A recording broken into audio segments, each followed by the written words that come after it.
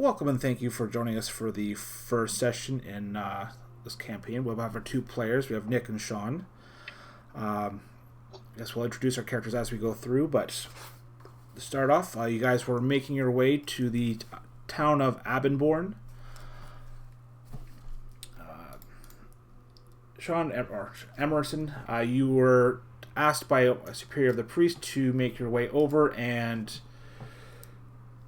there's been some troubles lately, potential beastmen returning to the area, and you have been asked to just kind of scout out and see if some aid of the church is needed nearby. You are accompanied by Tala, your faithful companion. So you guys are making your way along the road. At this point, it's getting fairly dark out as the night begins to set. Along the roads, you begin to smell a very warm, welcoming smell as a nearby house is producing their nightly meal, and you can see smoke coming from their chimney stack.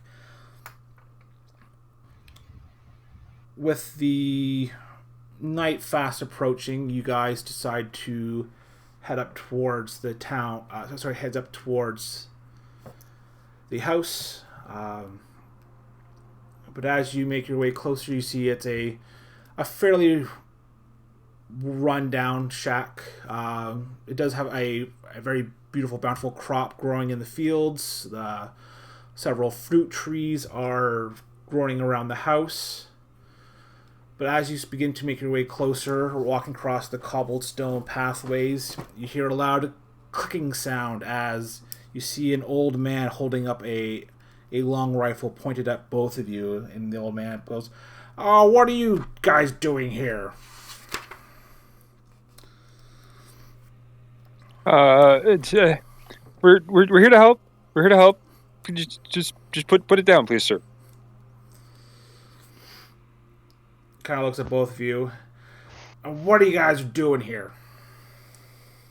I'm gonna show him my symbol of Sigmar from the church, sir. We're here to help you. We heard you had problems. Please don't point that at me. And seeing your twin kill comet hanging around your neck, he begins to lower his rifle a bit and kind of eyes up your elven partner. "Oh, you've come to a damn land, lad.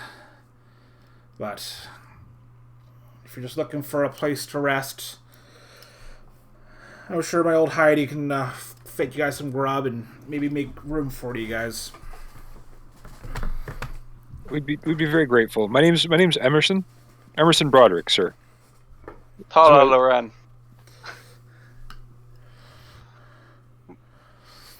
All right. He slings his rifle over his shoulder. "All right, come on in. I'll tell Heidi we've got some guests for the night." And with that, he leads you guys up towards the house onto a little porch. As he swings the door open, you are welcomed by a very wonderful smell of a nice pot of stew cooking on the hearth. Herbs begin to hang on the air, and you can definitely tell that there's probably a nice big piece of meat in the middle of that pot.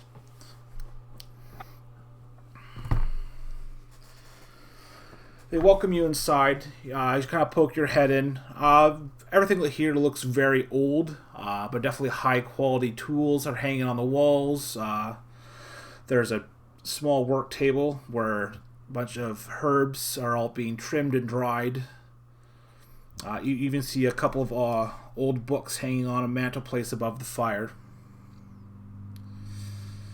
The old man shouts out, "Hey, Heidi, we got some people staying with us tonight." Is she in this room? Like, we can see her? No, she comes from into the room from the kitchen. It's an older lady, kind of hunched over, wearing a very plain-looking dress with a front apron with various food stains and some dirt. Clearly, these people are very hardworking people of the land. Very surprising, especially at their old age. All right, I'm gonna kind of like reach out my hand and just, hi, Emerson. Pleasure to make your acquaintance. Beautiful home you have. Beautiful. I shall as well follow in Emerson's footsteps. Extend my hand, and give my name as Tala Loren. Do you guys want to take a second to describe your appearance of your characters? Sure. After you. All right. So it's what you see before you is almost a mouse of a man. Just 5'6", of slight build. What strikes you though is these deep, open, honest green eyes, set below this mat of thick black hair. He has this sort of second-hand, almost misfitting armor on leather armor, with what are clearly like hand-painted dual tail comet symbols on the shoulders, and he's kind of got a bit of a light robe on over it, with the same symbols, and he's got a walking stick that he kind of like holds in front of himself, almost as like something between him and you. And well, he's obviously very soft spoken. There's like a thing. There's something about him that just kind of has a bit of strength to him.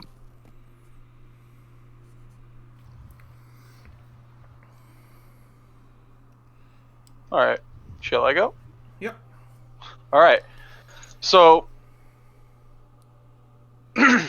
how shall I start this? I'm sorry. Well, fresh. A little fresher. Yeah, just kind of give a description of your character. So, upon gazing at this wood elven figure, you can see that it is a female, ash blonde, very small and thin elf. She is dressed in a greenish leather, leather. Underneath which you can see standard wood elven clothing, leafy-ish, and tattoo covered. She has a stern green gaze with her eyes, as if she's almost always never fully trusting, but willing to stand around and see where things go. Type of nature. I guess that's what I got so far. Yeah. See the old woman come over, give each of you a big hug and a kiss on a big warm embrace. Oh my dears, it's quite a dangerous road. What brings you all the way out here? A vision. We were told, Miss, that you're having problems. Beastmen, we heard. Oh my, yes, it's been quite some time since they've come around this area. I'd say at least in the last decade or so have been pretty quiet, but I don't know what got them all riled up this time. Well, we're here to find out. We are, and Emerson kind of like puffs his chest up and tries to stand a little straighter. I'm here with the church, he says. And I am here with this one.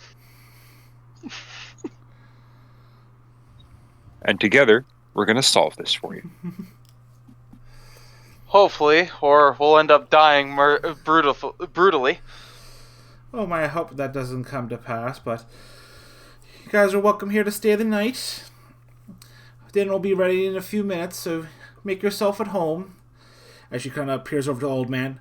Walter, come here and give me a hand in the kitchen. You see him kind of grumble, put his rifle down the corner, and makes his way over and into the kitchen. All right, I'm just gonna find the nearest spot and try and just sit as gingerly as I can in it. Suppose I'm gonna poke my head into the kitchen and ask if there is anything I can assist with. Oh, Heidi reassures you that between her and Walter that they'll take care of it and that you two are guests in the house. Well, I would feel wrong not at least like just to sweep up the floors, if just for staying. If you're allowing us to stay here, it would be wrong of me not to help in some way. Oh no, it's okay. There'll be time to clean up after dinner. Fair enough. I shall help then. Yeah. So, Emerson, you sit down. These are actually very nice decorative chairs, looking rather old like everything else. They give a small creak, but you can still feel confident that these chairs will hold your weight. After a few minutes, they bring out several bowls for each, one large bowl for each of you. Has various onions, potatoes, lots of herbs, thyme, rosemary, great big chunk of pork sitting in the middle, and a big slice of bread, even with butter, and a tankard of ale.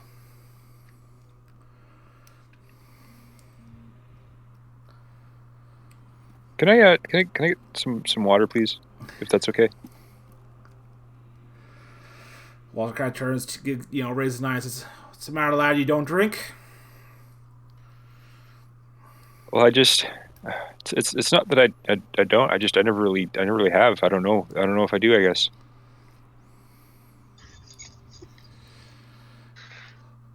Well, I'll leave that tankard in front of you just in case you might be needing it later on down the road as he fetches you another glass of water.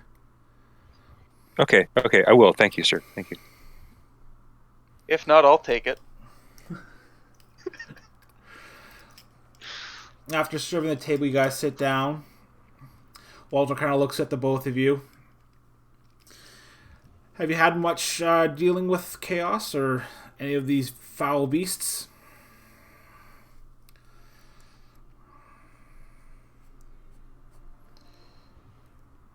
I've seen a few in my travels. I've helped in hunting parties take down a few beastmen in the past. They're in hordes can be terrifying beasts. Emerson, how about you?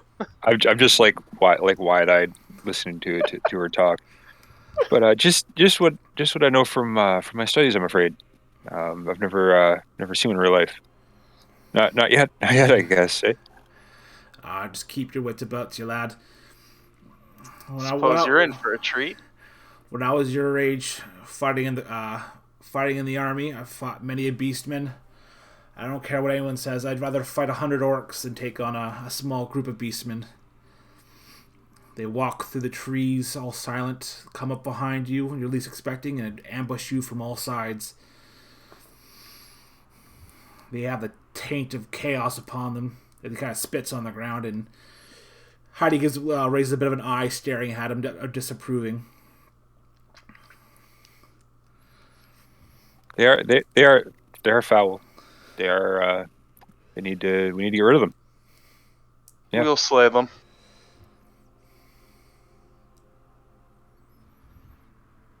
This is delicious, by the way, ma'am. Oh, thank you, dearie. So is it just you two out here? Yeah, Walter shakes his head a bit. I don't have much family in here, and Heidi's family doesn't. It's the last of her family.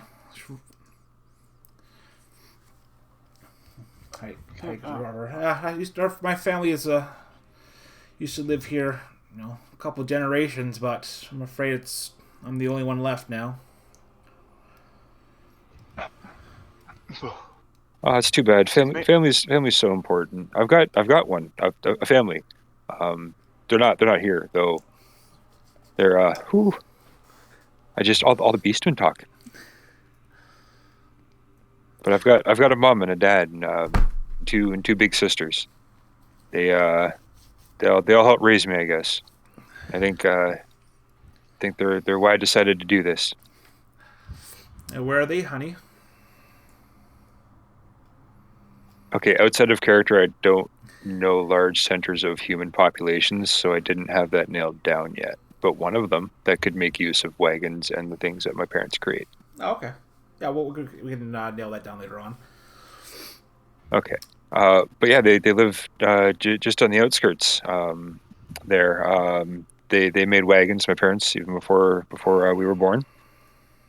My sisters, Melinda and Cassidy, they came along and they gave me a hand. They all make great wagons, carts, chariots, every once in a while if we need to. They kind of turn over to Tala and says, "Oh, what about you? I'm sure I'm coming from a wood elf. That's I'm not sure how how often you'd see your family." I haven't seen them in a while since I took off from a vision I had that told me to seek out this one. I still have yet to figure out why, but I hope to find out soon. But as far as I know of my family, I know nothing of my father.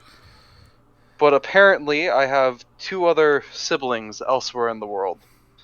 And I came from Nagrand myself, all the way across the world and from Witchwood. Well, that's quite the travels to make all the way into this small little cabin. I suppose. But fate has its ways.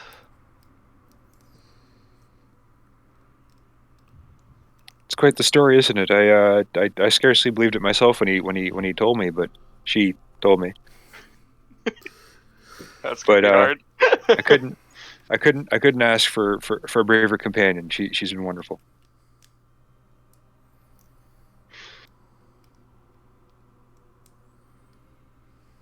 I think the two of us together we're gonna do some good. Yeah. Well, I appreciate it, Mayfly. well, hopefully with Sigmar's blessing, you guys stay safe in these dark times. With Sigmar's blessing. And I'm gonna continue to chow down because it's been a long day for Emerson. Yeah, but you guys finish down your two hearty bowls. Definitely feels pretty good having something warm in the your stomach after a long time on the road. After which Heidi begins to clean up, and Walter takes his rifle to wander around the buildings to make sure they're secure. It's starting to get pretty dark out right now. Is there anything you guys want to do before heading off to bed? I just want to check on one thing. So perception. Yes. How? Okay, does that work the way I think it does? Like I would use that to like look around the room and stuff like that, like that type of thing, like through my skills. Yeah, you'd be just perceiving the world around you using your five senses. Okay. That's the Because I kind of want to just do that and like search around because being a wood elf, I am very skeptical of obviously everything. Just that's a typical elf behavior, I'd imagine, because human lands. yeah. So I could make a roll to like check everything, right? Yeah. Are you do that inside the cabin or outside? I suppose both. Oh, Right. If you want to give me a roll for each. all right. So here will be the inside. Actually, is there anything I can do to up the modifier on that? There's only talents you can, but you wouldn't really have. Okay, so we'll just it'd be a we'll straight roll. Yeah. Oh, nice. That's three. Cool. Yeah. So you begin looking around. You can identify a lot of the herbs. A lot of the equipment around here. It's pretty standard stuff. It's actually, even though a lot of the stuff you find within this home is very old, some of the metal material, like metal made tools and stuff, are probably decades old. Some of the stuff, they are excellent condition. These are not cheap equipment. They are well used, very well maintained, and probably some of the best stuff that you could possibly buy. But everything seems to be pretty typical from what you've heard of and the limited experience you've had with the village. Nothing really standing out. Old. How old? Like the equipment, or Yeah. some of it could be a couple decades old. Okay, decades. Tools. Okay. Yeah, I but just wanted to make sure I didn't hear centuries. no. Stuff's like decades old, but very good condition, very well used, and very well maintained. Okay. This stuff has been made to last. All right. I suppose here's my outdoors one. Oof, using up all your good rolls. Apparently. You walk around. You do see Walter. He's just kind of securing the outside buildings and checking the perimeter. You take a look as well. You don't see anything out of the ordinary. This farm is very well stocked. There's several small animals, like chickens, pigs, and the fields are fully plowed. Stuff that's growing. This is actually very good soil to be growing stuff in. And you find a couple of apple trees that look rather healthy, and the apples they're pretty much ready to pick. So the farmer is out here, right? Or the gentleman? Walter, yes, he is. He's just kind of doing a nightly walk with his rifle. So I suppose I'll join him. Okay. Or I'll ask if I can accompany him. He welcomes your company. All right. And while I'm there, I suppose I'll ask him a little bit about himself. I was out on the outside. I walked outside with Tala, by the way, but I'm going to go back in after she leaves. I want to go see if Heidi needs a hand. Yeah. Yep. Walter kind of begins talking your ear off a bit. He's a younger man from the capital, Altdorf. Became a military man. Never really got too far anywhere with that. But he did well. Saw many battles. He kept his rifle for when he left the army. He left the army due to a serious leg injury. But you see that he does now walk with a limp. Talks about his children. One died when due to the pox at a young age, but the two others still living in Nuln, working. One's a gunsmith, and one is in the Imperial College of Artillery. Ooh. Impressive machines. I personally prefer a bow myself. I suppose after we finish walking the perimeter and searching or making sure the place is fine, I guess I'll head back in and leave it up with Emmerson.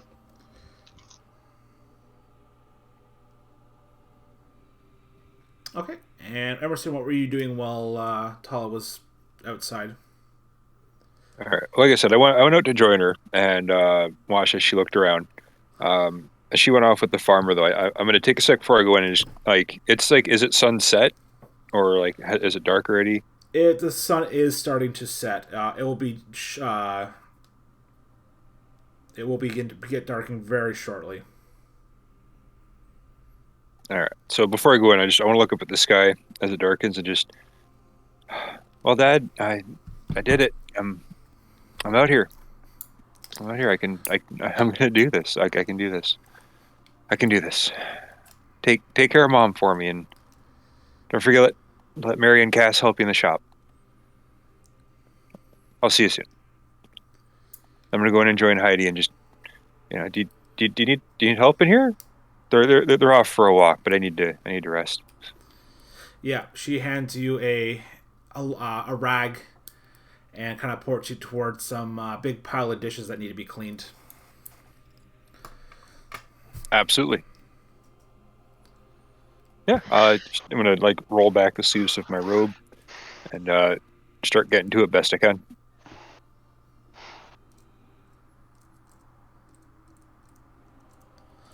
Depending on how the sink is, I might need a step stool. Yeah, she's a bit shorter than you are, and she doesn't seem to mind the height. So yeah, no, just a big tub. You guys are scrubbing away. Yeah, the guys pass the rest of the evening. It begins to get dark. They begin hunkering down the building. And with that, they find you a couple of cots. Normally, they're not used to having people stay by, especially due to the size of the cabin. And you guys, bunker in and begin to fall asleep. As you guys begin to, you guys are fast asleep. You can feel the cold air from the night coming through the windows. The fires are put out. You guys are suddenly awoken with a loud crack coming from outside. Both of you are bolted wide awake.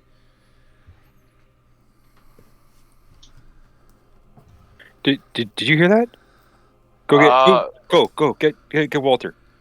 I'm gonna try and sneak over to the window and see if I can see like what's out there. I draw my bow and I immediately search the house for Walter. You don't find Walter, but you do see Heidi in her nightgown. She's very drearily asking what's going on. As you hear another loud crack,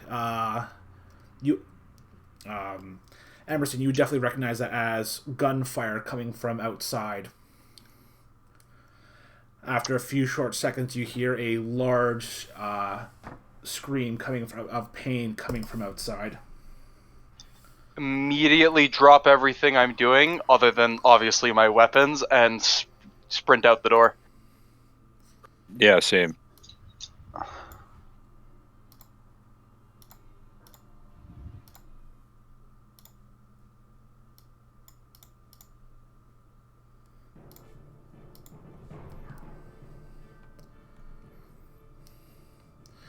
As you rush outside, you seeing the barn close to the house is fully ablaze, smoke rolling across the fields. You see Emerson's body, just blood gushing from his large cut in his chest, and you choose two smaller creatures with horns that are shot and bleeding out. Two small ones and a much larger one begin to look over and... Oh shit, why is that? That's annoying. Yeah, they begin to lock eyes and say, "More man things! Let's kill them, eat their flesh." Alright. So you guys want to roll initiative? Can I shout back, "There's more man things behind you"? Yeah.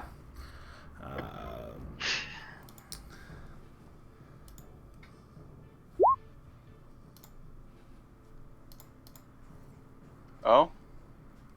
You wanted to send this roll to a turn tracker, but no valid to what? You didn't click on your character. You gotta click on your character, then hit initiative. I'll put you in. Oh, damn! I had a 61. That's fine. We'll keep it. I forget to do it all the time. We are? Cool. Sweet. Thank you.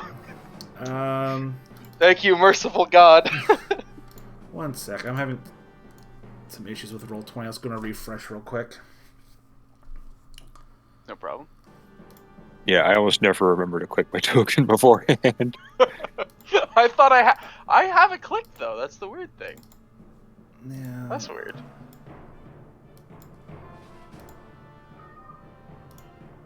Yeah, well. Bugs will be bugs. Oh, I gotta change the name of your token. Oh.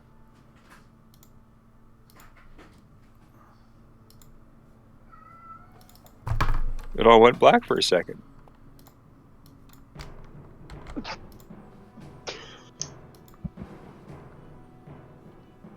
Ah.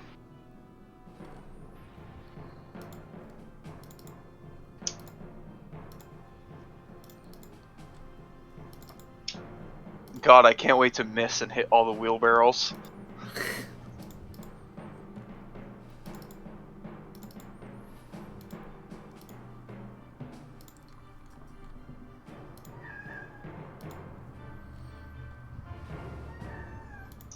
Why is...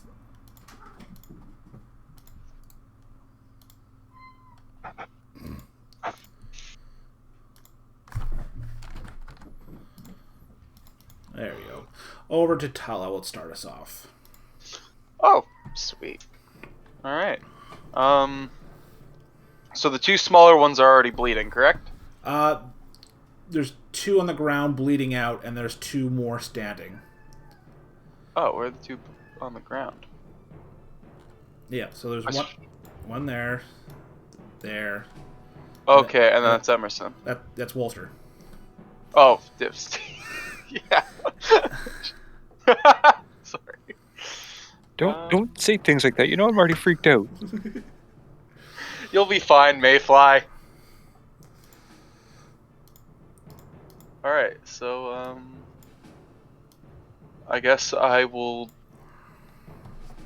What are the two small ones holding? One's holding a bow, the other one's holding a hand weapon. Which one has the bow? The higher one or the lower one? The lower one. Okay, the lower one. Alright, and the big boy has a big sword and a shield. That has humans' hands nailed right to it. Please tell me those aren't Emerson's. No, Emerson still has his hands. Okay, good. You think of Walter. Oh. I told you it's gonna get good with a name.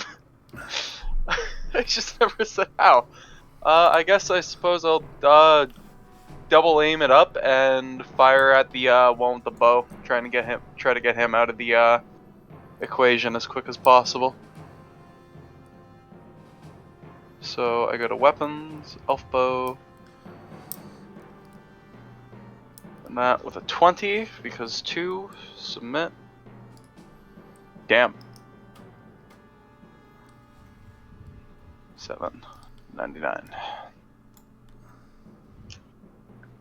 Just keeping track of the arrows. Okay.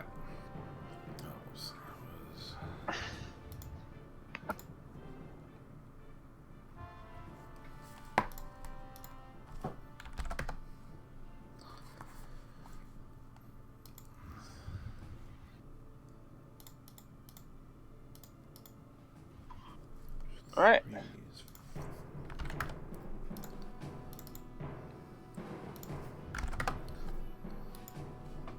Oh yeah, armor pen means I can punch through shields, right? Armor. Ah. Yeah, not punch through shields. Alright, so Emerson, it is your turn. I wish that carried over. You'd think it would. Okay, so... Okay, I got it. I'm gonna scream out like once I see it, take the whole seat. Just Walter! I'm gonna move forward my 5.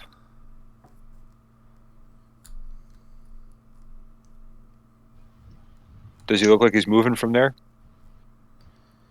No. That's unfortunate. I liked Walter. All right, I'm going to drop into a parrying stance and delay a half action until the beast approaches me, at which point I'll be swinging at it. Oh, okay. Alright. So the Ungor is going to fire back at Tala.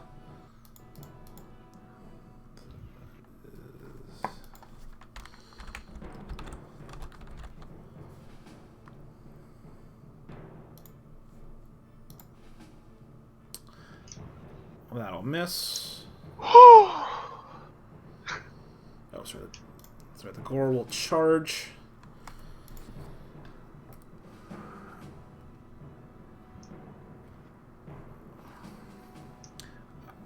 So you'd get your. Yeah, I get to make my attack. Yeah, so does he. And he will miss. Ooh. He has a 50 on that. I will also miss. That's the parry, right? No, that's just him attacking. Oh, yeah, because he delayed the. Yeah. That's right. Yeah, if the gore had hit me though, then yeah, I could have parried. Okay. Yeah, so so that parry Ungor- works off of getting hit. Okay. Yeah. So the Ungor, so the other Thank Ungor you. is going to charge, and that'll be a hit. I'll parry that.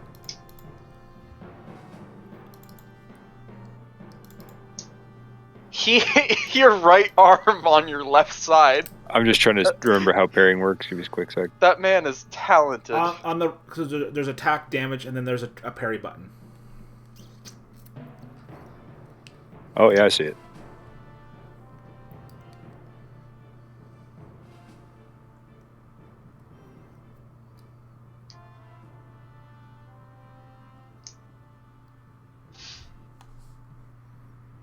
All right, taking the damage. You do have the 3 rerolls. Oh yeah, okay, yeah, I guess I'll take one of those.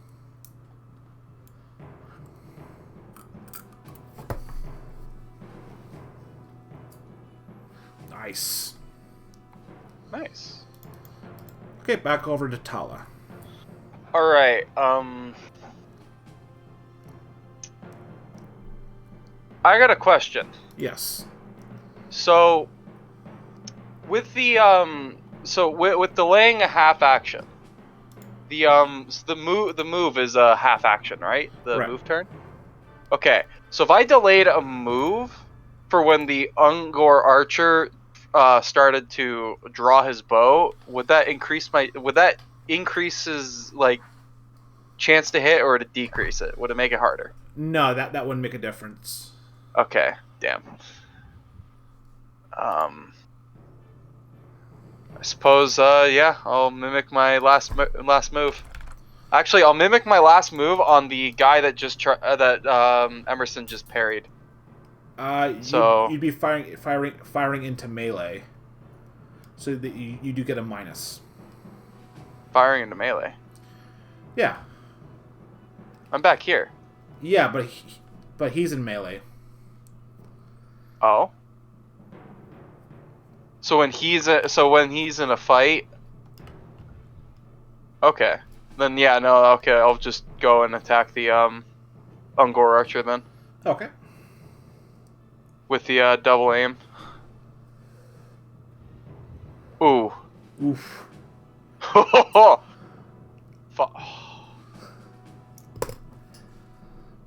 The 8.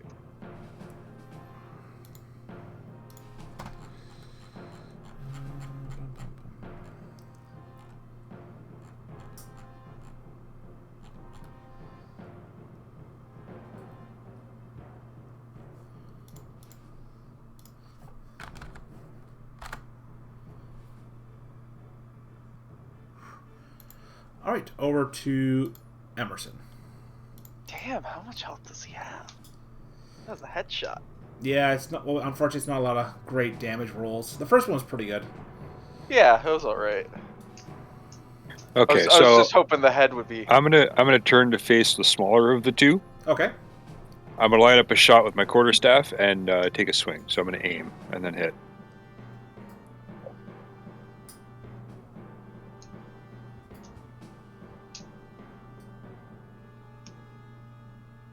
That was good.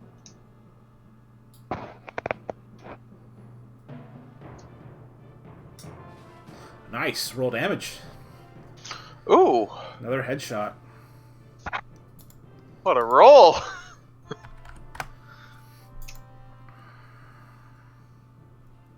There we go, and just crank him on top of the head as hard as I can. All right. right, so the gore is a big. I got this one, and he kind of shoves out the ungore, and he's going to attack. I wasn't done my turn. Oh, sorry. I'm used to the 3 half actions you guys get. No worries. The only thing I think I was going to do is go into a parrying stance again. Okay. Knew it.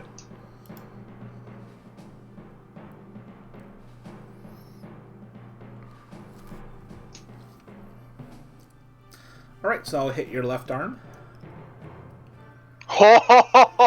Oof. Nice. All right. On the fallout from hitting the little guy in the head, I bring the back end up and block the attack. Nice. And with that, the gore is going to shoot at Tala. That'll be a miss. And the other one is going to disengage.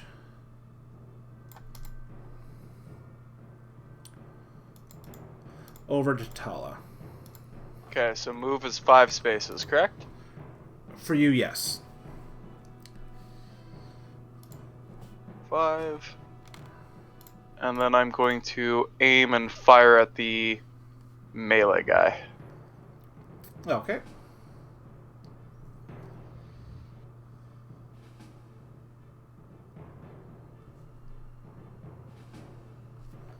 Whew. Nice. Roll down. Come on, crippling damage. Yes! Let's go. So that would be a critical value of 3 to the right leg. Okay, Nice. so critical value is the crit roll, hit location, right leg, submit, critical 3, Yes. submit. Leg is turned into a bloody ruin and the character is considered helpless. Blood loss is such that the victim has a 20% chance of dying each round until medical attention is received. Test at the start of each round. Use the sudden death rules for further critical hits on this character. If he survives this combat, he must make a successful... Oh, jeez. Oh yeah, we can see it. I like the X over the dude. All right. Seeing that, Awesome. the gore just lets a big loud roar as he brings down his weapon onto Emerson. Oh shit! Is he? Oh, cause he parried. Is he still in a parry stance? Oh, sorry, no. Will he still be able to parry it? I'm sorry, no. Emerson. It's still Emerson's turn. Oh god, I'm sorry. Ignore that. Well, that's fine. Is Tala done? Yeah, sorry. I just Yeah, I moved, aimed, and shot, and exploded his leg. Yeah. Okay, cool. I have a common habit of that. So, standing toe to toe to this thing, I'm gonna just try and summon every bit of courage I have, and to not shake, to not run away. I'm gonna pick my moment. I'm gonna take my shot Okay. with an aimed blow.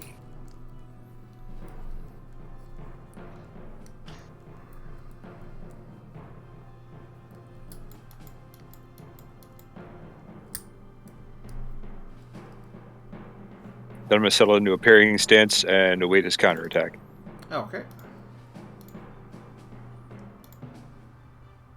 All right, right. Yeah, so I'll keep the hit I rolled earlier. So you can try and dodge or parry that. I will attempt to parry it. Okay. Come on. Yes! Yeah, you just being in a rage from seeing one of the Ungors being killed, he just brings down his sword, like, crashing into your shield. How far is he now? So that be still within range, so he will fire. Oh good, he's still targeting me. That's still a miss. Alright, so I'm in range for him too? Yep. Good. Then in which case I don't have to do what I was planning on doing to be cool, but we're just gonna double aim and fire. I'm an elf. I'm not supposed to be cool. We're supposed to be careful.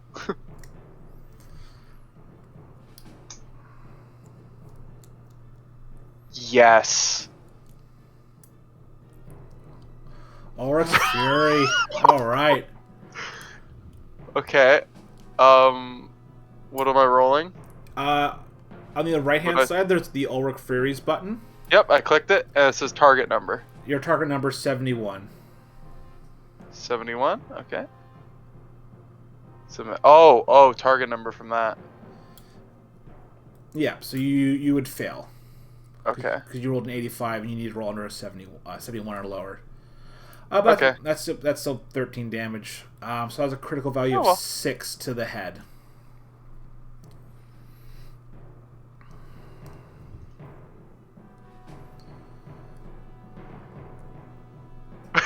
I'll let you decide this one. I decided the last two. Yeah. Yeah, so you draw back your bow, letting loose an arrow just as it cleanly goes through its forehead, embedding itself into the rock formation behind.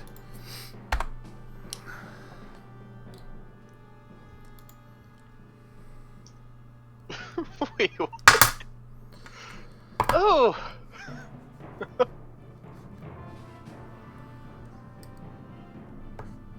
All right, over to Emerson.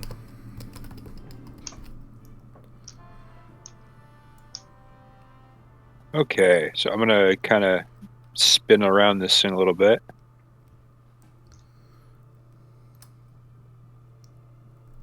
And I'm gonna do the same thing I did last round with the aim, the attack, and then I'm gonna parry. Okay.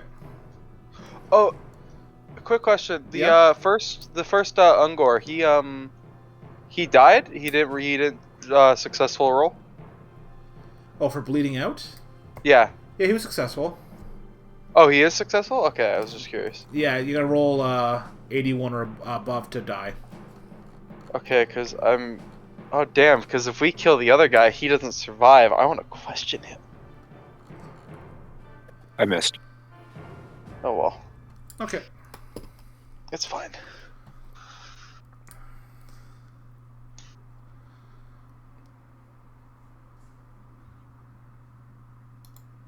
Alright, so the Gore's going to aim and attack. Oof. Yeah, is he just completely blood raged? He's just trying to swing and just a bit wild. Turns out we both sucked about equally that round. Yeah. Back over to Tala. All right, so we're gonna take this big hunking piece of meat down with a double aim and a. Oh shoot! I forgot. I haven't kept keeping track. Ooh, I'm a dummy. He is a melee and he has a shield, so it'd be a negative 40 to hit.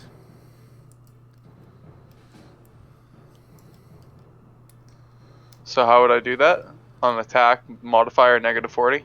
Negative. Well, with your double aim, it'd be negative 20. That would change if I got behind him with his back. Correct? No.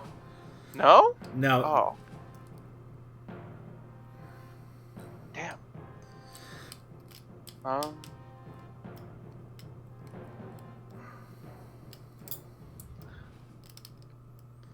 Screw it. We'll go with it. Okay. It's my best option. Unless you charge. Charge? Yeah, you get a charge bonus, plus you get a bonus because you're outnumbering. Oh. What's the charge bonus? I 10. can't. Oh, so charge, aim, fire? Well, charge, aim, outnumbering, you'd get a plus 30. Oh. But it'd be with your melee weapon, which gives you a pretty good chance to hit. Melee weapon. So I have to. So the charge gets me all the way in, or how far does it get me? It gets you all the way. Yeah, it gets you all the way in there.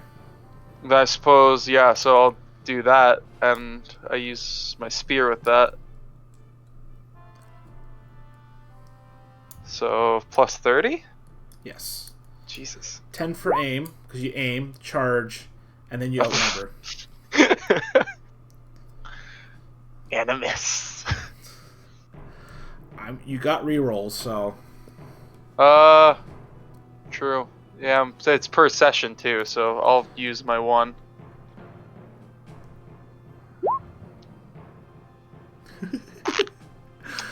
I have how many again? 2? 2, but you can only re-roll once. Oh, okay, never mind. Yeah. Let me go figure out my arrow count. Okay, over to Emerson. All right. So as soon as you come up, Tala, Emerson's looking real relieved for a little bit of backup. I'm going to continue to circle around and continue to try and aim and find an opening here with the quarterstaff.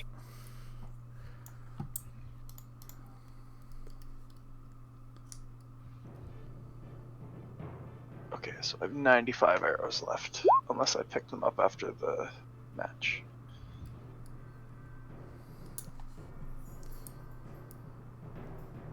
Alright, so he will try to parry.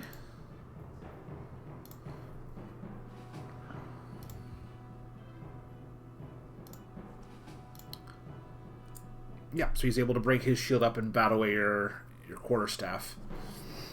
Oh, just barely, though. Just barely.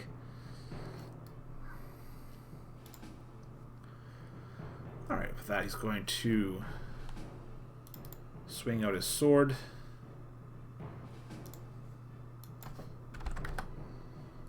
Ooh, that'll be just a miss. Against him, correct? Against Emerson. Okay. Good. And then the Ungor bleeds out and dies. Over to Tala. Alright,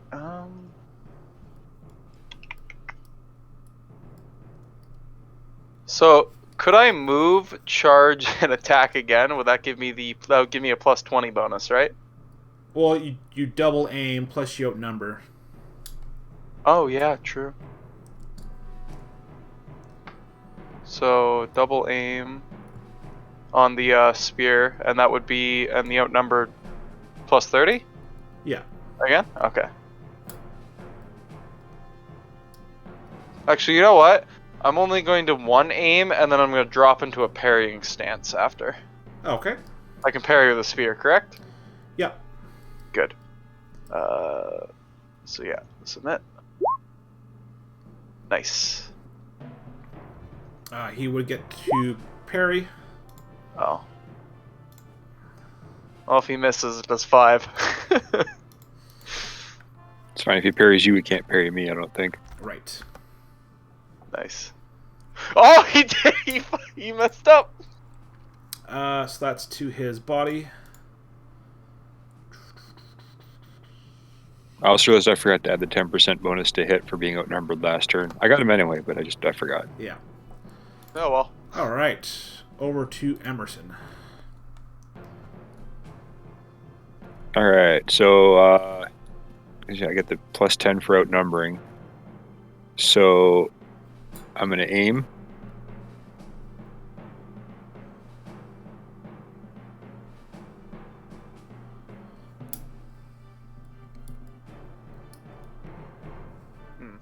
Oof. Oh, come on.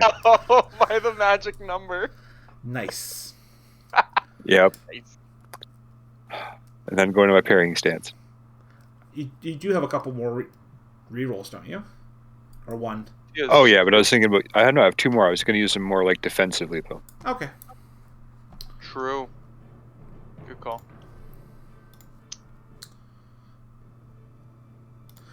Alright, so just being completely enraged, he's going to forego his defense and go all out attack. Oh, and he misses. Over to Emerson. Sorry, Tala. No, me. Yeah. It's probably... You know what? I wonder if I could... Do you think I could roll a number high enough right now to get at the trigger? Get what? Like the initiative, so that way we don't mess it up. No, I'm just super tired. I didn't get much sleep last night. No problem. Oh, Alright, he can't so I'm parry gonna... your dodge this time. Yeah, I'm gonna rinse and... Oh, wait. Yeah, no, I'm gonna rinse and repeat what I did. Okay. So the 20, the... Ooh. Based. Right. Okay. Roll damage. Yeah! Stab! Just some more chipping away.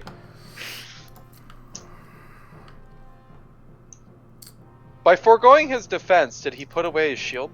He still has his shield. He just did an all-out Damn. attack, which he foregoes a dodge and parry. But it wouldn't undermine the negative effect from the negative bonus from the shield with a bow. So I couldn't like disengage, move, and fire. Right. Okay. Damn. I'm gonna look at Emerson and say, "Bash the shield out of his hand."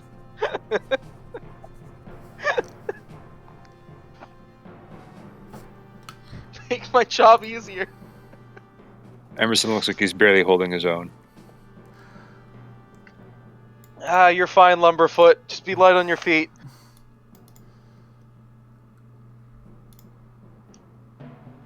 Is it my turn? Yep. Yeah. I imagine. You're done, right, Tala? Yeah, I did my attack. I did 5 damage. I poked him. All right, my turn.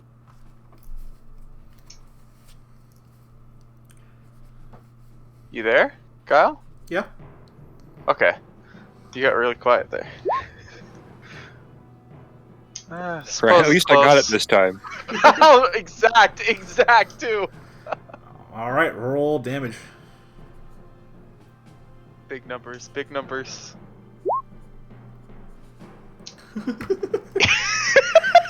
Oh, come on.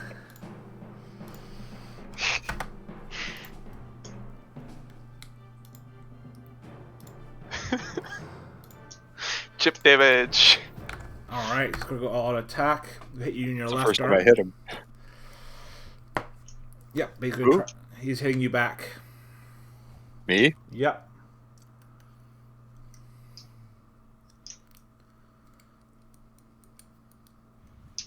I'm gonna reroll.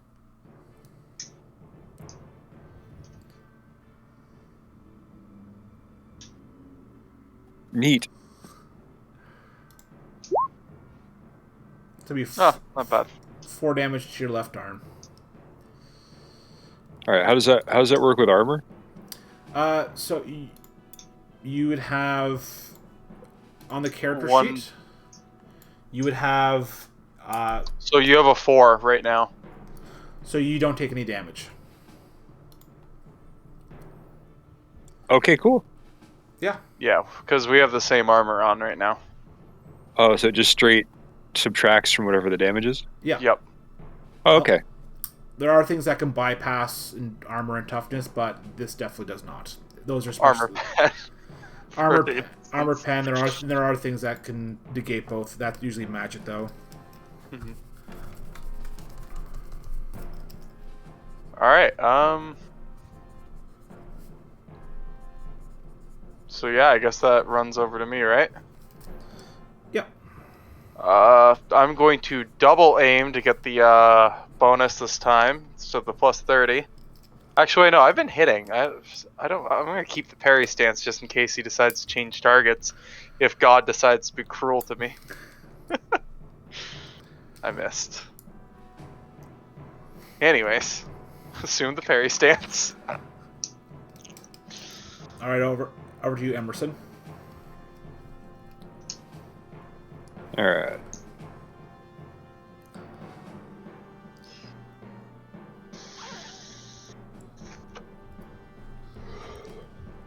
All right, roll damage. Yes. That's a shield arm. Yes, you did it. See, I knew if we could tire it out, outlast it, we got this.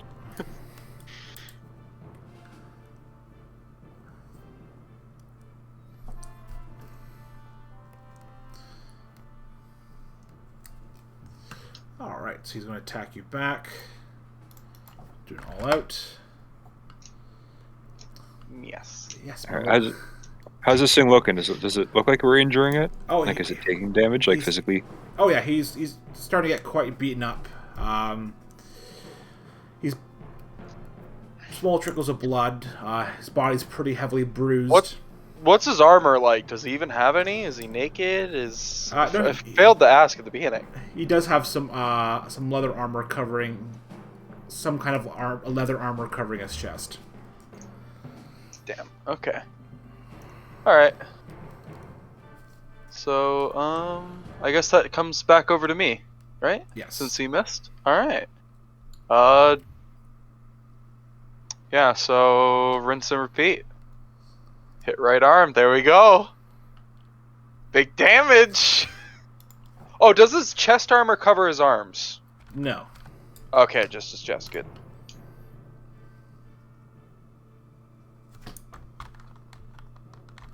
Oop.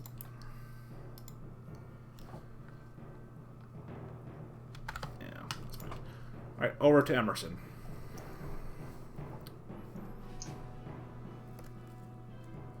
All right. So noticing that we're starting to get some headway here, I'm going to be trying to be a little more bold with it, and I'm going to aim twice and attack. Okay.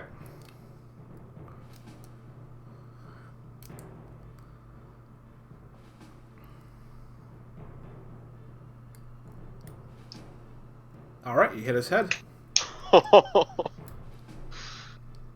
There we go. There we go.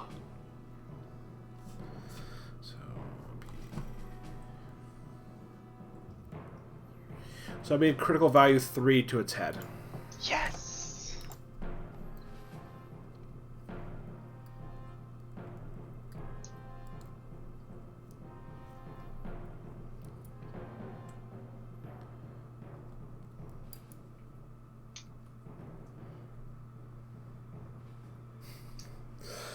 Nice. Yep, so you knocked down to the ground, completely dazed.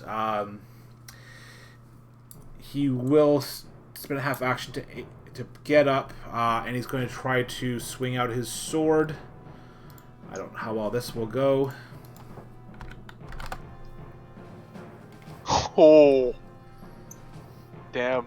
Yeah. Yeah, it's a heck of a penalty. Yeah. All right. So I guess it goes back to me. Yes, it does. All right, double aim and attack. Well, okay. I'd like to use my other. Actually, I'm not gonna. No, I'm not gonna use that. Bollocks. He's hurt.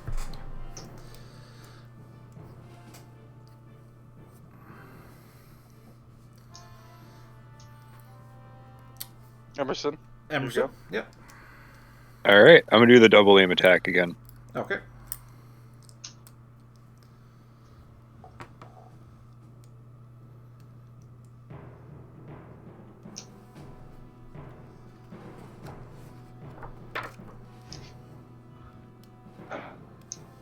Yeah. Taking a reroll. Okay.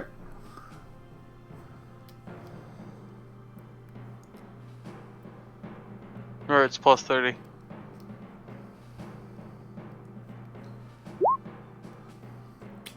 All right, roll damage. Oh, it was plus 30. I would have hit the last So one. you would have hit the last one. Oh, yeah, so they will just, yeah. Still take the location, though, yeah? I guess? Yeah, use the, yeah, let's figure that. 5.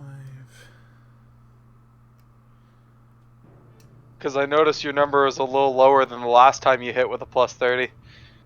37. Yeah, I only added 20. You can cursor over it and see the math. Yeah. Yep, so that'd be critical value 1.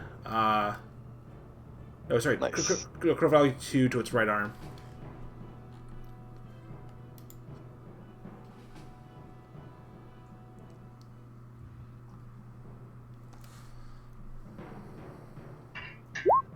Clutch vision coming in. Yeah, so he doesn't have any armor, so you can't reduce it. But so his right arm is now struck numb and cannot be used for 1 round. So he can't use his shield? He's For 1 round, yeah? No, he's right-handed, so he has a sword. Oh. Oh, his sword. I thought. Wait, oh my god, I'm looking at from my side. but he will swing out your shield at Emerson. So he only has a shield. Well, for 1 round. True. All right, I'm gonna try and I didn't parry. You can try and dodge. All right.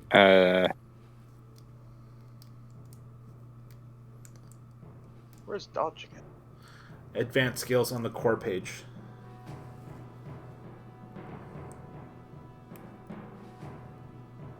Oh, right there. Wait, where? Holy jeez, I did it. Yep, nice. Yep, you're able to dodge away from as he swings out his shield. Over to Tala.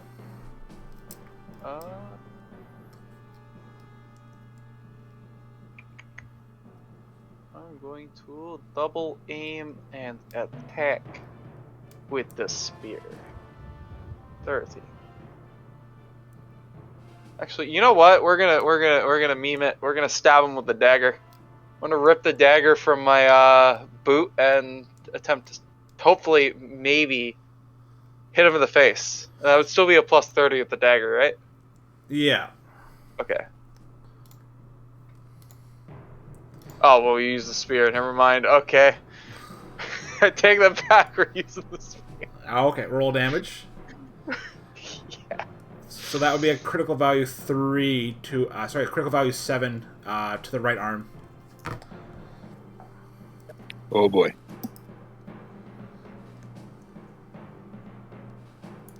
I'll let you take this one too, since I took the last 2. Well, the first 2.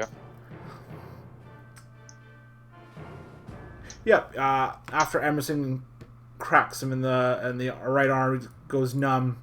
He swings out his shield, and as he swings the shield out, you just come up from behind and just pierce it through, entering it up from the elbow all the way up into his shoulder, and just rips it right through. And as a big fan of blood just comes dripping out of his arm, you see him kind of clutching it and quickly bleeds out and falls down to the ground and dies.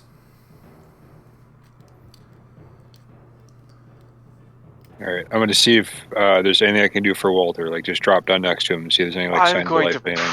pray to God that the wife saw that, so that she doesn't get mad and at the fact that we brutally avenged her husband. Hopefully she'll forgive us for not getting up there in time. Yeah. If she's mad. Yeah, Emerson, you kneel down to Walter. You see his quite nice long rifle is completely smashed along next to his body. It would appear that the big beastman was able to just pierce his sword right through his chest.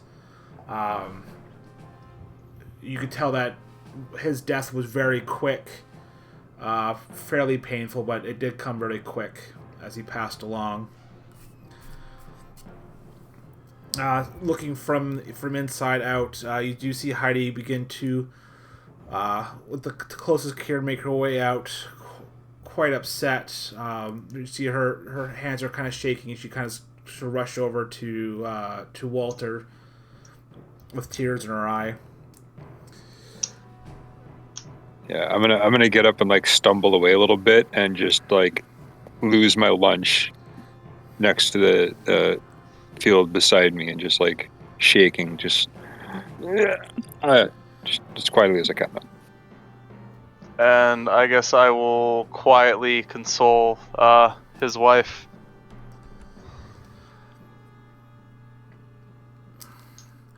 Walter was a good man. He didn't deserve this. And with that, you begin to hear some very harsh, sharp horn blows coming deeper from inside the forest. Tala, you would recognize that as war horns belonging to other beastmen. We need to get out of here. Where do we go? Possible. It's the middle of the night. It doesn't matter. Anywhere away from that sound. We can come back and give him a proper burial, assuming they don't desecrate his corpse. But we need to leave. with that, Heidi bends down, gives him a quick kiss on the cheek, pulls a necklace off around his neck, and she says, oh, "I know the area quite well. I can take you a quick shortcut to Abenborn. We might be for quick. We might be able to reach it." All right. I look to her name's Heidi. Heidi. I look to Heidi and I tell her, "You need to grab yourself a weapon. Find a pitchfork, knife, anything, at bare minimum, just in case." Yeah. You do so. She pulls out a very fine. It's probably about a bit longer than a short sword, but very, very slender as well. And it says, "Oh yeah, don't worry. It's not the first time I've had to do something like this." And she begins to making towards the southwestern side of the farm. All right. Well, as she makes her way there, I'm going to grab Walter's body and drag him and hide him into a bush over here. As well as I'm going to pick up the shards of his gun and carry it in my bag.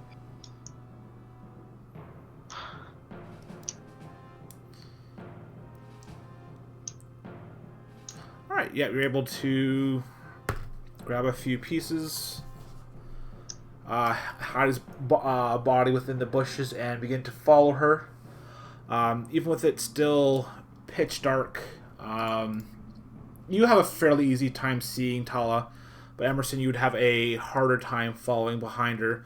She quickly leads you through some extraordinarily dense underbrush.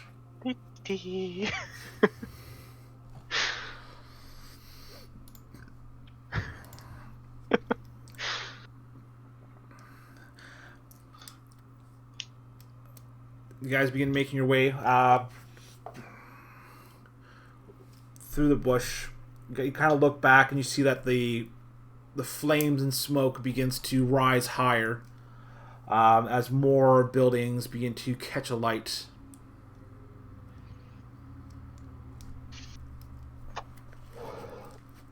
You hear the frenzy of the beastmen echoing through the woods.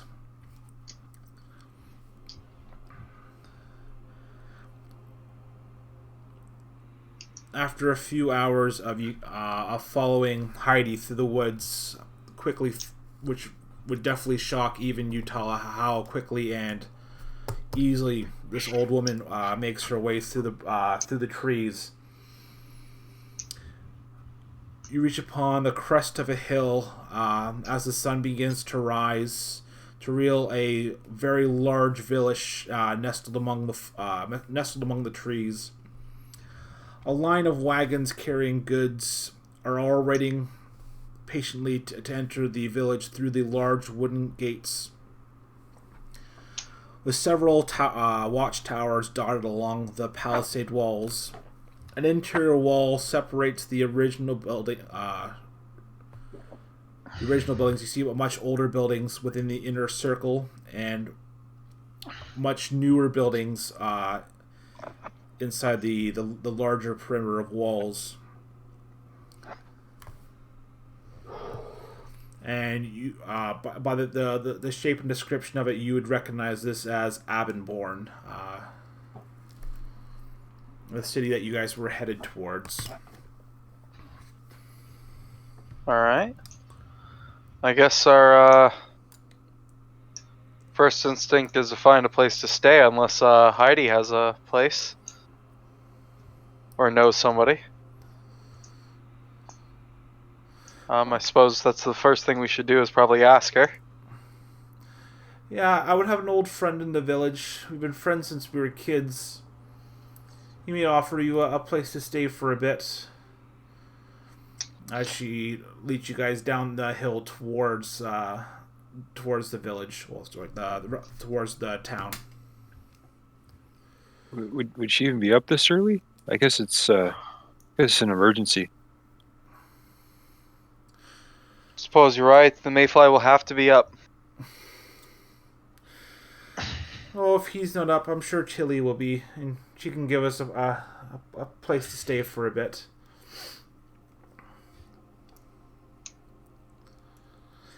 She makes her way towards the gate where where large caravans of wagons are waiting to be entering, but she just kind of walks right past them and makes them way to the front gate. With clothing covered in soot and a few tears in her eyes, she approaches the gate. And she approaches one of the guards, and she kind of pulls close to him and says a few words, and you can see the absolute shock upon his face hearing what she has said to him. And you guys are escorted in quite hastily, bypassing the wait to get in. Huh. All right, I'm gonna nod my thanks to the guard on the way through.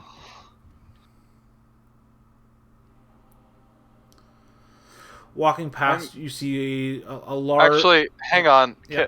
Can I? Would a perception roll work to know what she said? Yep. Okay, I wanna do that. I wanna know what she said. So where is my? There it is. Curious what the magic word was. Submit. Oh shit! Yep. You see her lean in towards the guard, and you hear her whispering into his ears.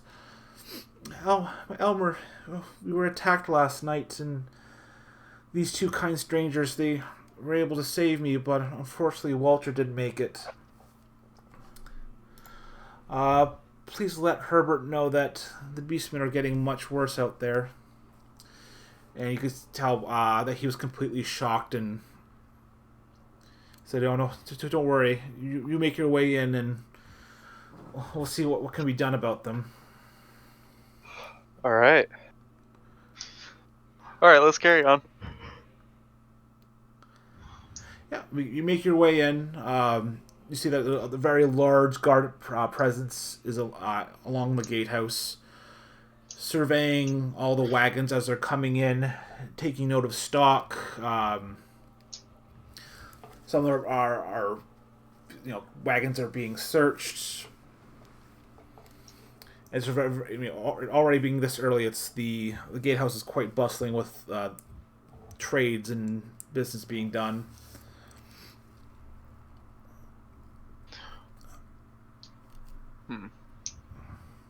Heidi brings you in close, deeper into the town, passing several new, the cobblestone roadways are quite new. Same with the buildings.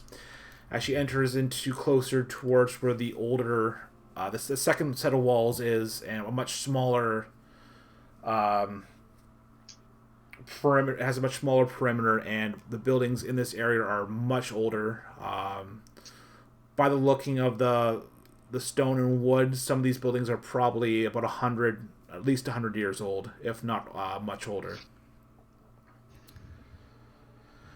Did it look like bigger or nicer than the newer buildings? They are bigger, definitely not nicer. These are. Can you roll me a perception? Me? Or no, that Emerson, would be him. Emerson.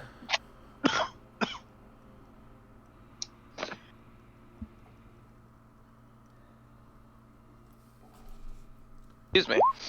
God, No. got a coughing fit tonight. Definitely, these are older buildings. They are bigger. Definitely not nicer looking. By the look of the construction and the age, you could probably guess that these are not these. The area you just came through was probably added much more recently than these buildings.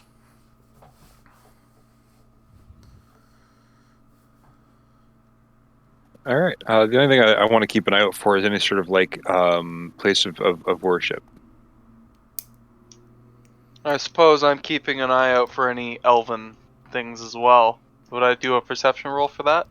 No, you just make sure. No, you don't see any kind of elven influence or anything around here. Okay, fair enough. No family. We. You keep an eye out for any kind of religious thing. You okay? Sorry. I almost kicked my phone off my bed. Uh, you do see a very old bronze statue of Sigmar. What would have been the old town center. And in front, there's a large building in front of that where Heidi begins to pull you closer. It looks like an old governmental building that has a government building or town hall that has been converted into a tavern. As she kind of reaches behind something and pulls out a key and unlocks the front door. To the tavern.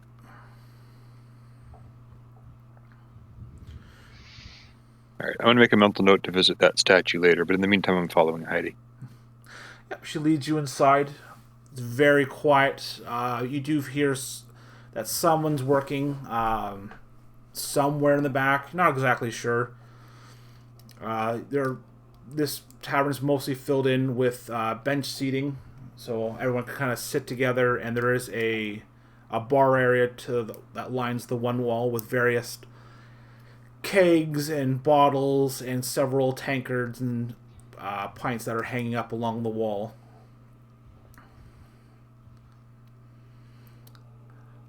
Heidi turns to you. Oh, make yourself at home. I'll go see if Oliver is around. Quick question: does this building have a flat roof? No. Dang. No, it would have an old thatch roof. Does it have an attic?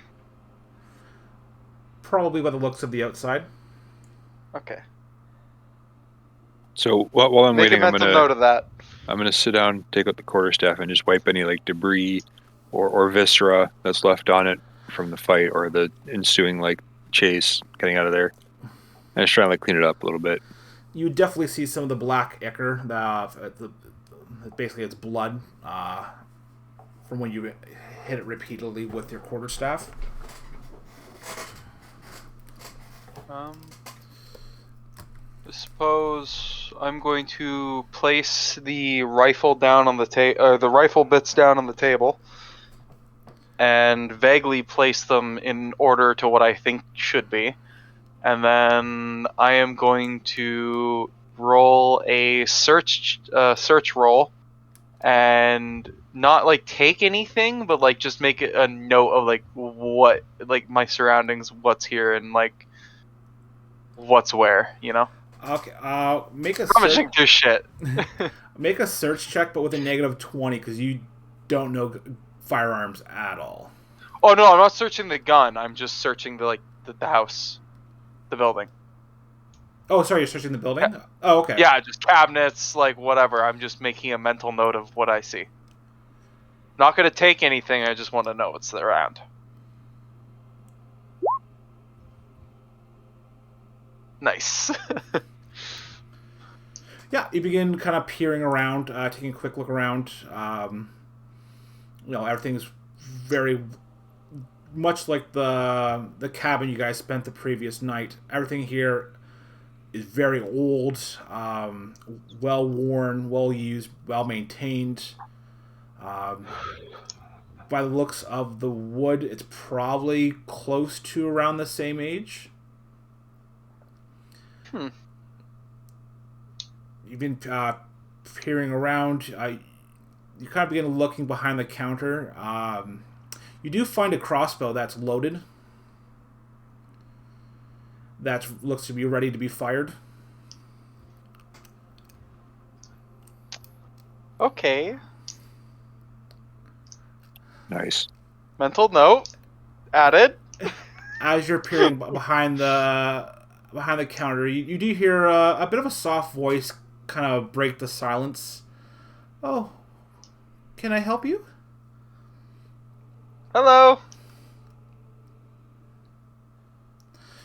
You kind of turn your head. You see a young girl, probably early teens, brown,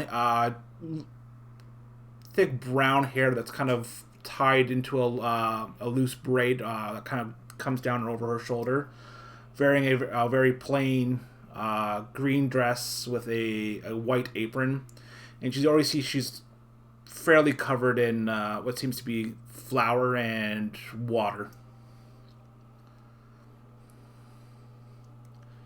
I'm going to introduce myself. I'm Emerson. We're friends of Heidi. Do you know Heidi? I see her face kind of light up a bit. Oh yeah, Heidi is her Walter down? Just Heidi today. Yeah. Well, I'm sure she went to go wake Oliver up. He's a bit of a heavy sleeper. But you guys will probably want some breakfast. I'll bring something out shortly if you guys want to have a seat. Sure, thank you. Yes. Do you have coffee? No, but I have some weak ale that kind of help pick you up.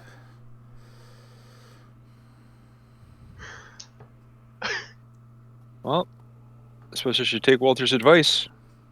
I'll try the weak ale.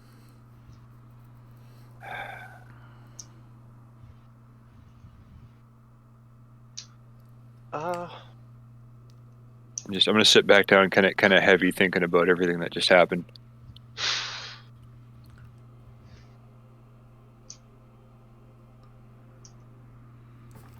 I am going to go through my quiver and count all my arrows.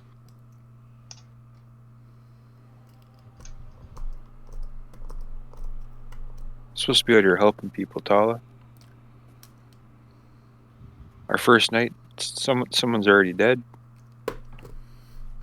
Are we in the right place? Are we supposed to be here? You understand the world you're surrounded by, right? I thought There's I did. undeads. There's Norse. There's chaos. There's dark elves. Hell, there's even wood elves. At the wrong time with the Empire. Death happens all the time. It's an unfortunate factor of life, especially in our world.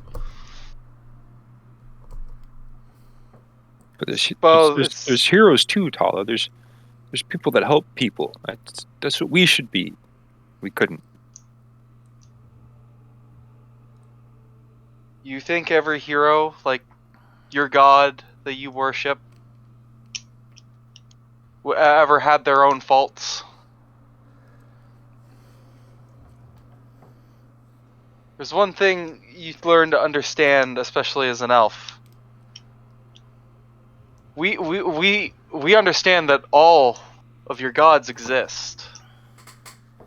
Because they all serve a greater purpose. And none of them were perfect. And not everybody can be saved. But I suppose, considering you're just a young human, you wouldn't understand what a twice a lifetime an elf would have over that. Well, something you'll learn to live with, depending on the path you choose. I guess I always knew it was a possibility, but to see it in front of you, you know. And listen, while I'm thinking about it, don't call me Woodfoot. You know I don't like that. Lumberfoot? Yeah, that. What about Mayfly? That's okay. I like mayflies. Noted. No Lumberfoot from now on. And you know we saved Heidi, right? Right? We helped her. One for one. I suppose those are good odds. And Walter, he died defending. You know, he tried to stand up for what was right too, and maybe that's just what happens sometimes. He didn't go out without a fight. He took two of those suckers down. If it wasn't for that, we could have got overrun. Who knows? His wife may not be standing here right now. Wherever she may be, as I peer around to look to see if she's walked into the room. Yeah, with that you see a very large man, almost considered a giant next to Emerson, trying to rub the sleep out of his eye, and Heidi falling behind. All right, I'm up, woman. God, it's way too early to be dealing with this. Hello, sir. Good morning. I'm gonna whisper to Emerson. I'm gonna keep quiet on this one. He's all yours.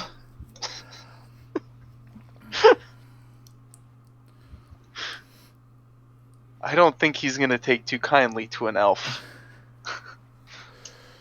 Off first glance. He shuffles along, standing behind the tower, and as he begins to start pouring himself something from one of the kegs, you hear him yell back toward Tilly! Bring out some breakfast for our guests. And a few seconds later, she brings out a platter, has a plate full of looks like freshly made flatbread, and a couple bowls of fruit and honey. Yes, Oliver. I'm always working on it. She kind of slides it across the bar between the four of you. And Heidi kind of hang on to his arm and see these are the two nice people that help me. Walter, his eyes kind of fully open, staring at you, Emerson, quite bloodshot. Sticks out his mammoth arm and just kind of grabs you and just kind of gives you a hard shake. You've done all right, lad. It's a shame about Walter, but I think that's all you could have done. Truly, sir, it's kind of you to say. We tried. Me and Tala both, didn't we? But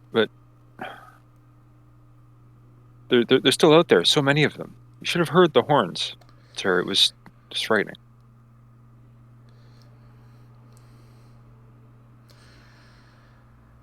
Yeah. I'm gonna look around and see if that ale's coming or not. Yeah, she comes back with another smaller platter with a couple of small tankards, and she places one in each in front of you.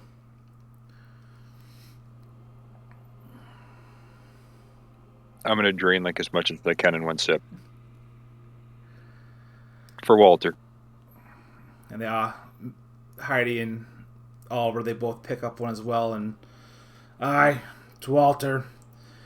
Bit of a crotchety old bastard, but he was one of the best of them. You see him just kind of slam that back fully and hits it back onto the bar top, completely drained out. Well, you did a real service. Bring Heidi back in. I could put you up for a few days and give you some food. Are you guys planning to stay long or move along? Well, Emerson lets us be young. To be honest, sir, we're here to help with the beastmen.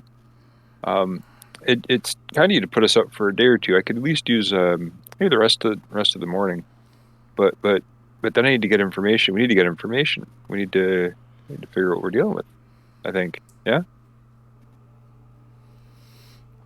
You see him kind of pull out a large key ring as he kind of like fumbles through them looking for a certain key, and finally hooks one off and says, I could put you up for about 3 days, and I'll get some food while you're staying. But after that, I would have to ask you to pay.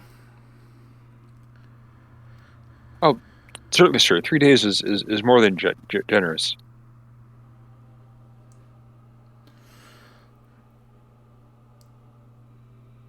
And then perhaps once we've rested, you can show us who we might talk to about these beastmen, if you want. I know a few people you'd be able to talk to that could use some help. But get some Sir, rest. do you have... Oh, sorry. But yeah, get the rest of the morning, get some rest, and we'll talk once you're ready. Sir, I have a slight question. Do you have a yard with a tree? I got an old oak out back. You can use that for wherever you need to. Would you be willing to extend our day if it only were to be him to sleep inside? There's room for I have both. a tent. Yeah, there's room for both of you. Well, see, sir, I am an elf. As gracious as your hospitality is, we prefer to sleep outdoors. But 3 days is still plenty, sir. It is. It really is. Kind of looks tall up and down. I do see your elf, but you might want to keep that to yourself around these parts. Not everyone is. I'm aware. Not everyone is as kindly to your folk. Well, except for the Bretonians. But that's just because every once in a while we like to give the Empire a good kicking. But those aren't those times now. Kind of gives you a really disapproving look. Like I said, keep those pointy ears to yourself. We'll be on our best behavior, sir.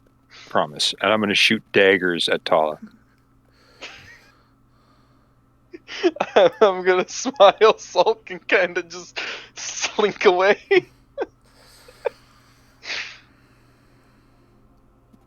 But yeah, I'm gonna finish eating. I'm gonna choke down the rest of that ale, and then drag my tired bones up to the room that this. What was this? What was his name again? To disappear. His name is Oliver. All right, I'm gonna trudge up to whatever room Oliver's offered us and just collapse on the bed, exhausted and sore and just drained from all of this. Yeah, it kind of leads up into the attic. It's not room that's normally used for guests. It's more storage and kind of a spillover where some drunken people can stay. But it's pretty warm up in the attic. And you got a couple of kind of older, somewhat dilapidated beds, but it's much better than nothing.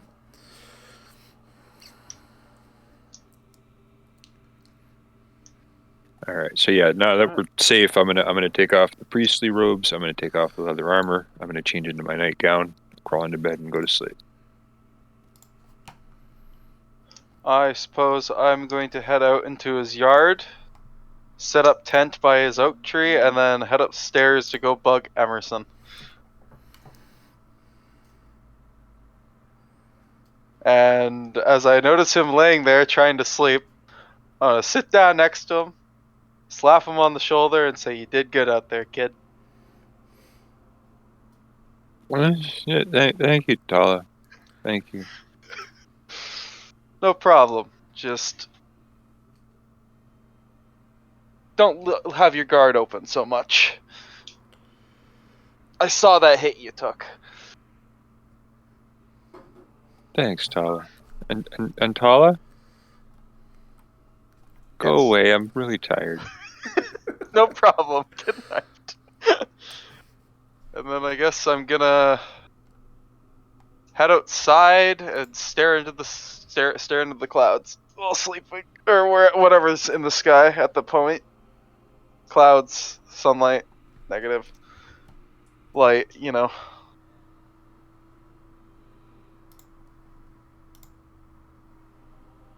Call it the night.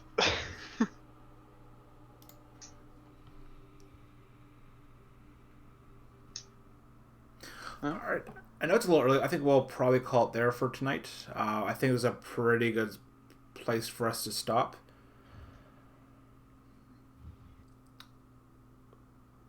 Yeah, I think story-wise, it's not bad. Yeah. Yeah. So fantastic. How did you guys feel that tonight went? I enjoyed it, especially for like my first actual game. Right? Have you ever played any kind of TTR? No, like other than like maybe Gary's Mod roleplay and crap like that, like with like the Half-Life 2 crap for that. That's about the most extensive I've done. Oh wow. And other than like, I have a friend who is making his own campaign, and I've been like, how you say, play testing it and stuff like that. Oh, okay. So I have that vague experience, but he lets me get away with a lot of shit.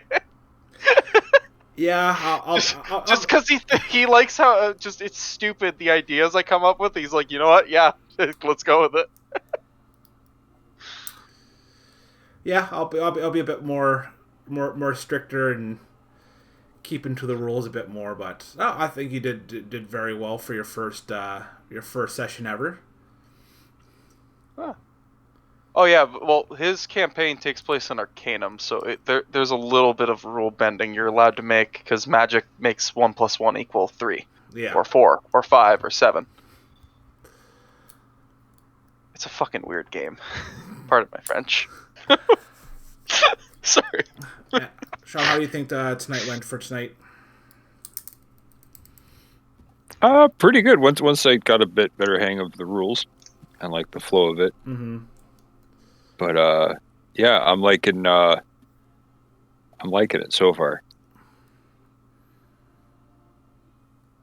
I'm anxious to see what happens with these beastmen. I want to see how like corrupt and how much of an infestation there is around us right now.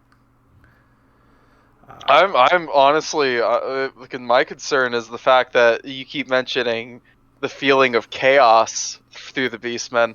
They don't normally work with chaos, which is a concern. No, beastmen are chaos. They're the children of chaos. Are they? Yes. I thought, because okay, maybe that's just how Warhammer or not Total War Warhammer 2 works, and I have that just stuck in my memory. No, they're because they don't spread. Do they spread chaos corruption? Yes, no, you're thinking of Skaven. Skaven. No. Yeah, no, beastmen. They spread a ton of chaos. Do they? I don't. Yeah. It's been a while since I played them. Yeah, no, beastmen. I'm gonna have to reinstall that game to up my memory.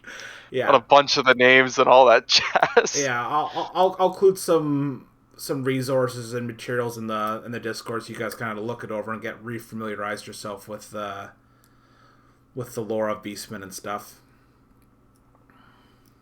I know my fair share from Vermintide. Yeah. Frickin' love those games. How do you guys feel that the combat went with the map and everything? I definitely enjoyed the high numbers that we were rolling. I really like the fire. I've been looking at backgrounds and shit like this myself. Yeah. And so to see it in action is pretty cool. Yeah. Honestly, yeah, well done on the map design too. Yeah. Also, screw you. I liked Walter. Why else do you think I've moved his corpse? It's fine. I totally have an intent on derailing us to go back there to bury him. It's only right to do. But yeah, I like the team up of Emmerson and Tala, not just in the RP, which is going really well, but in the combat too. I think it's going to be a good duo. Yeah, it's it'll be interesting how to make the best way for it to work, but I think you guys will do pretty well for the combat. And if not, we can always go find a dwarf. Well, as I'm understanding it better, I can kind of manifest what I want out of my character better, like as I become more familiar with the rules and the flow of combat. So that's going to help a lot. Yeah, and so by the time I have access to it, I know what stuff I want to add. I see why you picked your character the way you did, young, fresh into the world, because you literally are. It fits perfectly. That's amazing. Yeah. Big brain. Yeah, and if you guys ever want to do some practice combat and stuff, we can always find some time to work on something. So. Okay. All right, so that will be tonight's session. Thank you once again for coming out and playing. So you guys will be getting 125 experience points for tonight. Oh, wicked. Where do we put that? On your character sheet. 125. Check. Yeah, and then if you guys want to stick around for a few more minutes, I can help you decide what you want to do with that. But other than that, thank you for playing. Everyone who's watching, please like, subscribe, and hopefully leave a comment, and then hopefully we'll be putting out more content soon. All right. Take care, guys.